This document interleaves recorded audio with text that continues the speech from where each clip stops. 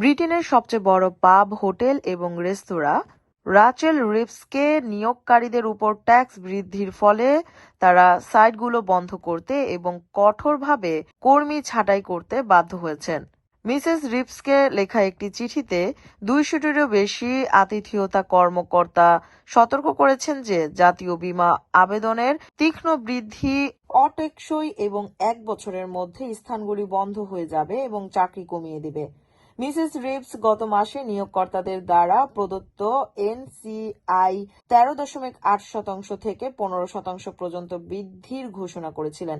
নিয়োগকর্তারা যে threshold tax দিতে দায়বদ্ধ হন তাও প্রতি বছর 9,100 পাউন্ড থেকে 5,000 পর্যন্ত নেমে এসেছে। উভয় পরিবর্তন আগামী বছরের এপ্রিল থেকে কার্যকর হবে। বাণিজ্য সংস্থা ইউকে হসপিটালিটি দ্বারা আয়োজিত এই চিঠিতে বলা হয়েছে, পরিবর্তনের ফলে এই খাতে বার্ষিক আনুমানিক 3.4 বিলিয়ন পাউন্ড খরচ হবে। স্বাক্ষরকারীদের মধ্যে রয়েছে জেডি ওয়েদারস্পুন, ওয়াগামামার মালিক দ্য রেস্তোরাঁ গ্রুপ, ইয়ংস এবং হুইটব্রেইট, যা যুক্তরাজ্যের বৃহত্তম হোটেল চেইন প্রিমিয়াম ইনের মালিক।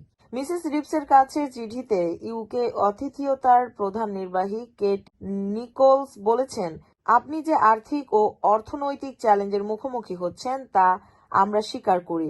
আপনি গভীর অসুবিধার মুহূর্তে অর্থনীতিকে পরিচালনা করছেন এবং এটি করতে আপনার সমর্থন রয়েছে। তবে এনআইসি থ্রেশহোল্ডের পরিবর্তনগুলো আমাদের ব্যবসার জন্য কেবল অস্থিতিশীল নয়, তারা কম উপার্জনকারীদের উপর তাদের প্রভাবের ক্ষেত্রে পশ্চাদপসরণ করে এবং নমনীয় কাজের অনুশীলনগুলোকে প্রভাবিত করবে, যার উপর অনেক বয়স্ক কর্মী এবং পিতামাতা নির্ভর করে।